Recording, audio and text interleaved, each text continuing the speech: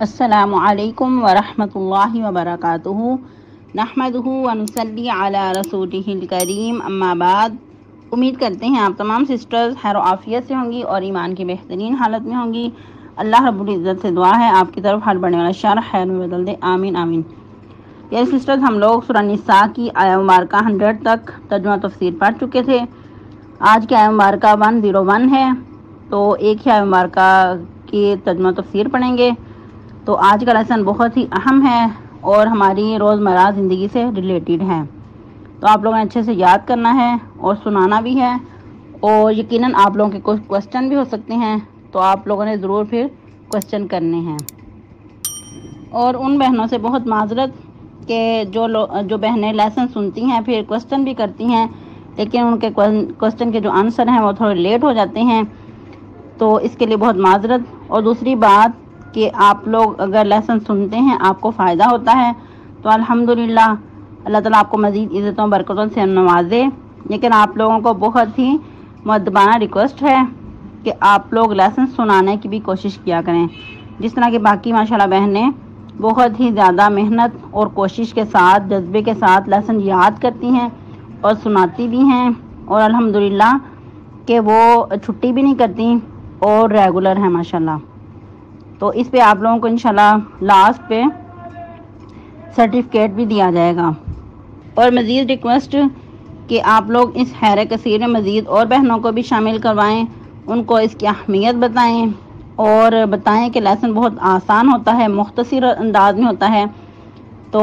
آپ اس خیر کثیر میں حصہ لیں، تو جو کچھ مزید بہنیں سیکھیں گی اس پہ عمل کریں گی تو یقیناً آپ لوگوں کے لیے بھی اجر عظیم ہوگا، آپ لوگوں کے لیے جاری صدقہ ہوگا۔ تو آئیے لیسن کی طرف چلتے ہیں۔ ربی اشرح لی صدری ویسر لی امری واحلل عقدۃ من لسانی یفقہوا قولی، اللہم بارک لنا فی اوقاتنا، اللہم فقہنا فی الدین، اللہم انی اسألک الہدی والتقی والعفاف والغنی، اللہم الہمنی رشدی واعذنی من شر نفسی، اعوذ باللہ من الشیطان الرجیم،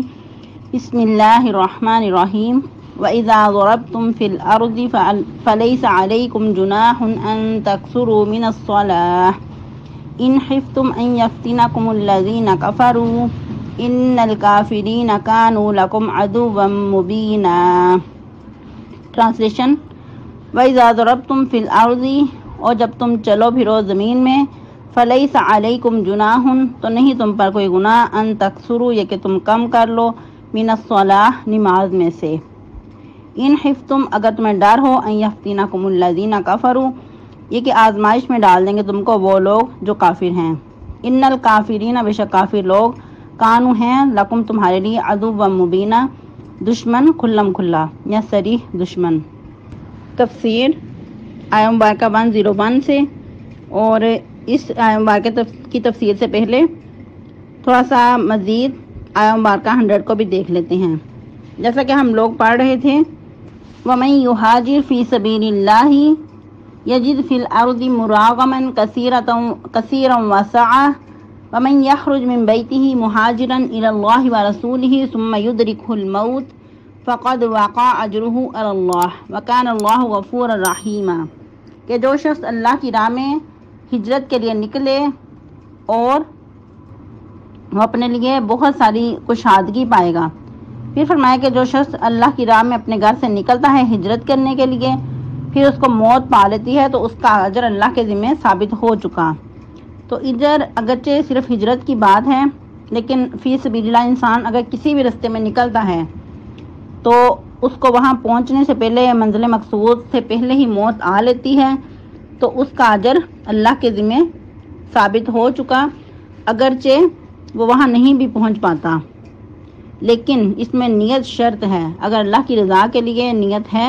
تو پھر یقینا اللہ کے ہاں اس کا اجر اللہ کے ذمہ پورا ہو چکا۔ تو سوال پیدا ہوتا ہے کہ اللہ کی راہ میں کون کون سا سفر ہو سکتا ہے، فی سبیل اللہ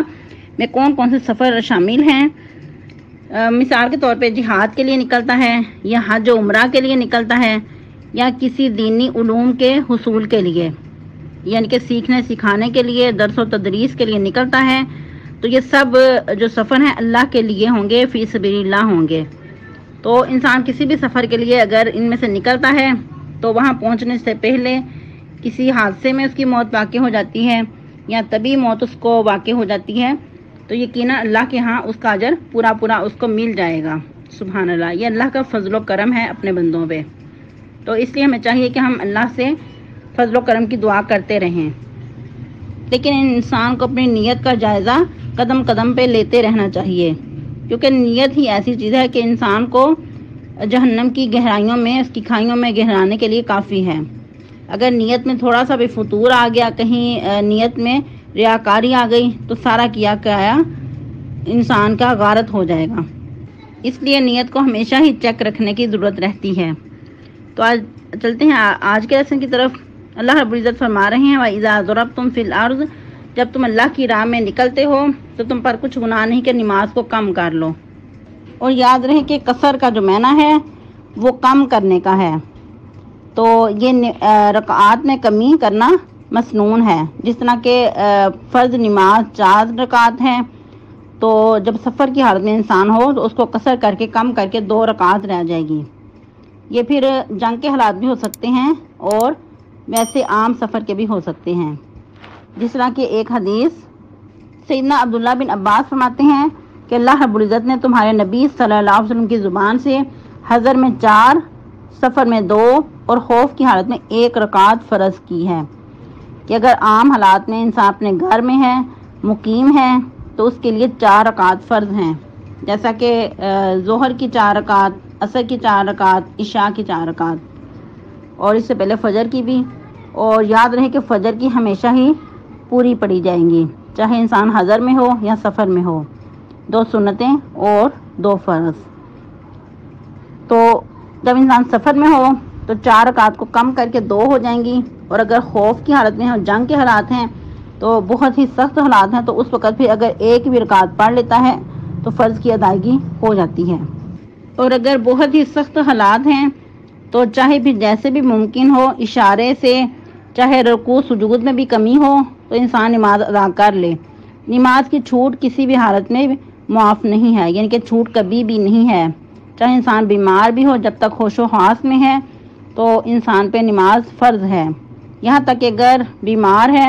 تو بیماری کی حالت میں بھی تخفیف کر دی گئی، لیکن نماز سے چھوٹ نہیں ہے۔ اگر کھڑے ہو کے نہیں پڑھ سکتا بیٹھ کے پڑھ لے، اگر بیٹھ کے نہیں پڑھ سکتا، اتنی ہمت طاقت نہیں ہے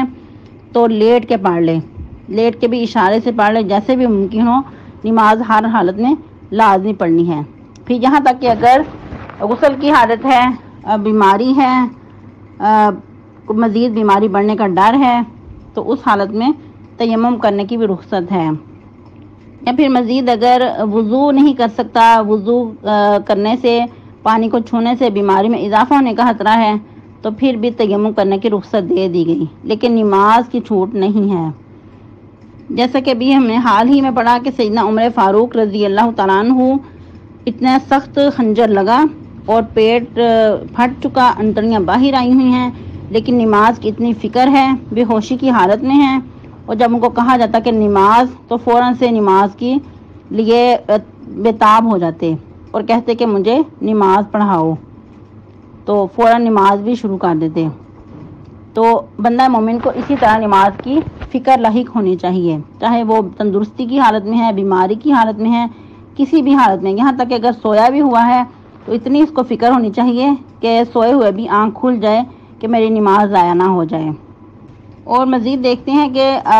جیسا کہ اللہ رب العزت ادھر فرما رہے ہیں فَلَيْسَ عَلَيْكُمْ جُنَاحٌ أَن تَقْصُرُوا مِنَ الصَّلَاةِ، تو تم پر کوئی گناہ نہیں کہ تم نماز میں کمی کر لو۔ تو اس میں بہت سارا اختلاف پایا جاتا ہے، کچھ اہل علم کا یہ کہنا ہے کہ اس میں رخصت ہے، چاہے انسان چاہے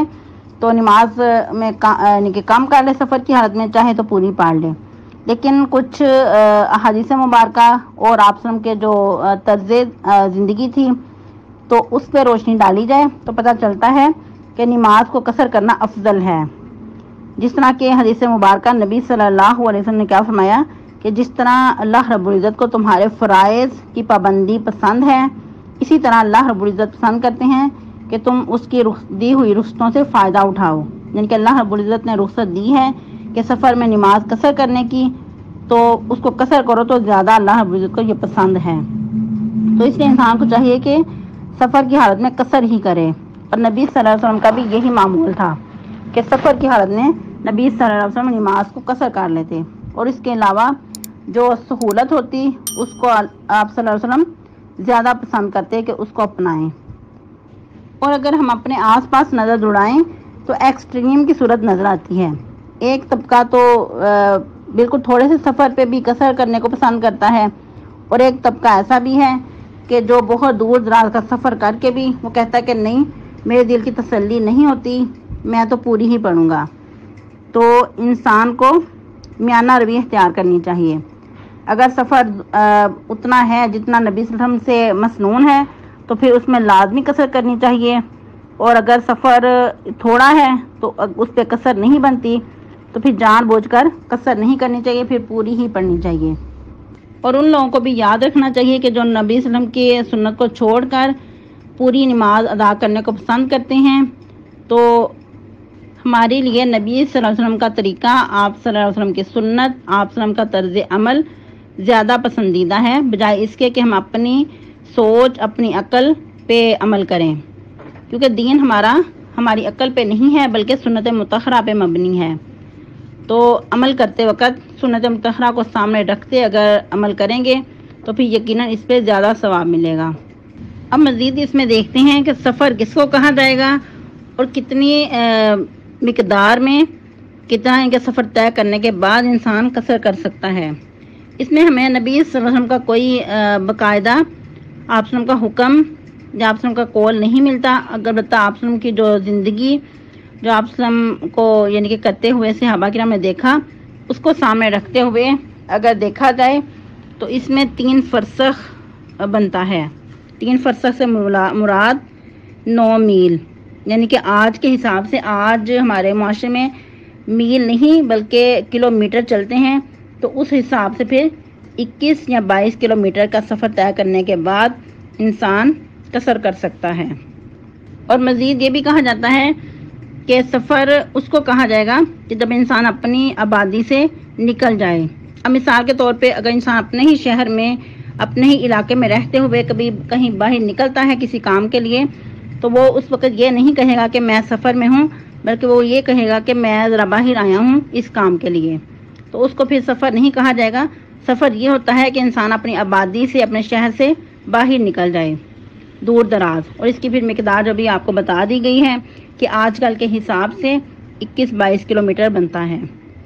تو اتنا اگر آپ سفر کرتے ہیں تو پھر آپ ضرور قصر نماز ادا کریں۔ اب سوال پیدا ہوتا ہے کہ کتنے دن تک انسان قصر کرے یا کتنے دن رہے تو پھر قصر کرے۔ تو اس میں بھی نبی صلی اللہ علیہ وسلم کا کوئی فرمان، کوئی ایسا قول حکم نہیں ملتا، البتہ آپ صلی اللہ علیہ وسلم مکہ میں 19 دن رہے تو آپ صلی اللہ علیہ وسلم نے اس پہ قصر ہی کی، نماز ان کے آپ نے پوری نہیں بلکہ قصر کر کے ہی اس کو ادا کیا۔ البتہ انسان اپنے سفر میں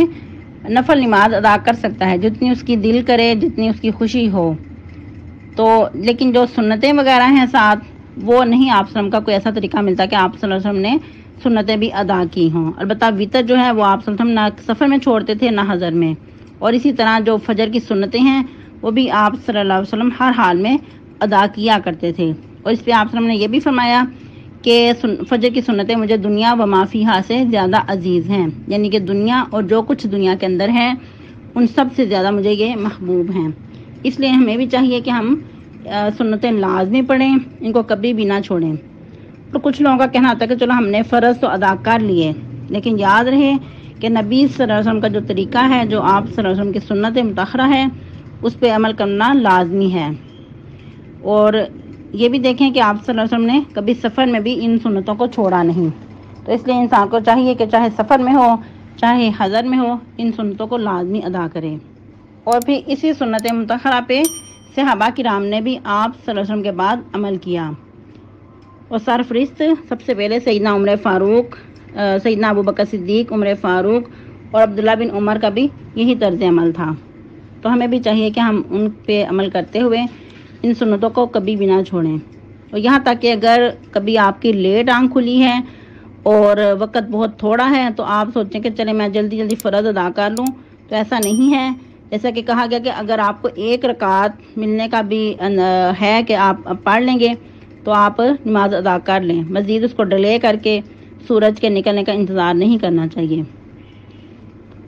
اور مزید تھوڑا دیکھ لیتے ہیں کہ اگر کوئی انسان مسافر ہے اور امام کے پیچھے نماز ادا کر رہا ہے تو اس وقت پھر اس کو امام کی اقتداء کرنی ہوگی۔ اس وقت اس کو پھر اپنی قصر کو سامنے نہیں رکھنا، ایسا نہیں کہ وہ امام صاحب تو 4 رکعت پڑھا رہے ہیں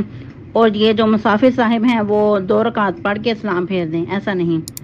اس کے علاوہ اگر امام صاحب مسافر ہیں تو وہ اس وقت قصر ہی پڑھائیں گے، لیکن جو مقتدی ہیں پیچھے وہ پھر اپنی پوری ہی پڑھیں گے، یعنی کہ امام صاحب جب سلام پھیریں گے وہ پھر کھڑے ہو کر مقتدی 2 رکعت اپنی یعنی کہ دہرا لیں گے، پوری پڑھ لیں گے۔ اس میں بھی ایک روایت ملتی ہے، جیسا کہ راوی بیان کرتے ہیں موسیٰ بن سلمہ کہ ہم عبداللہ بن عباس کے ساتھ مکہ میں تھے، تو ہم نے کہا کہ جب ہم آپ کے ساتھ نماز ادا کرتے ہیں تو ہم 4 رکعت پڑھتے ہیں، جب اپنی اپنی رہائش گاہ پہ چلے جاتے ہیں تو پھر ہم 2 رکعت پڑھتے ہیں۔ تو انہوں نے فرمایا کہ یہی سنت ہے ابو القاسم صلی اللہ علیہ وسلم کی، یا نبی صلی اللہ علیہ وسلم کی کنیت تھی ابو القاسم۔ تو عبداللہ بن عباس نے مثال دے کر واضح کیا کہ ہم لوگ اسی سنت پہ عمل کرتے ہوئے اس طرح کرتے ہیں۔ تو اس روایت سے ہمیں ایک اور بات کا پتہ چلتا ہے کہ اگر کہیں ایسا کوئی اختلاف ہو جائے کسی معاملے میں تو انسان ادھر ادھر کی بحث کی بجائے حدیث کو سامنے رکھتے ہوئے بات کو ختم کرے کہ نبی صلی اللہ علیہ وسلم کا بھی یہی طریقہ مبارکہ تھا، آپ وسلم کی سنت پہ عمل کرتے ہوئے ہم اس طرح کرتے ہیں۔ آج کے لیے لیسن اتنا ہی کافی ہے، مزید اسی آیہ مبارکہ سے یہاں سے اپنا لیسن کنٹینیو کریں گے۔ اور کچھ بہنوں نے حال احوال پوچھا، طبیعت کا پوچھا اور بہت ساری دعائیں بھی دیں، تو اللہ رب العزت ان کو بہترین جزائے خیر دے۔ سب کو پرسنل رپلائی نہیں کر پائی، اس کے لیے بھی بہت معذرت، تو دعاؤں میں یاد رکھا کریں۔ تو طبیعت تو انسان کی پھر نشیب و فراز ساتھ ساتھ ہیں، لیکن جو دین کا کام ہے، جس مشن پہ انسان چل رہا ہو اس کو کبھی بھی چھوڑ کے نہ بیٹھے۔ اللہ رب العزت ہم سب کو برکتوں سے نوازے، آمین۔ اور مزید آپ لوگوں سے ریکویسٹ ہے کہ آپ لوگ لیسن سنتے ہیں، الحمدللہ خوشی ہوتی ہے، اللہ رب العزت اس کو ہمارے لیے جاریہ صدقہ بنائے، آمین۔ اور آپ لوگوں سے پھر ایک بار مزبانہ ریکویسٹ کہ آپ لوگ لیسن سنتے ہیں تو پھر اس کو یاد کر کے سنایا بھی کریں، یہ ہمارے لیے زیادہ خوشی کی بات ہوگی۔ سبحانک اللہم ربنا و بحمدک نشہد ان لا الہ الا انت نستغفرک ونتوب الیک۔ والسلام علیکم ورحمۃ اللہ وبرکاتہ۔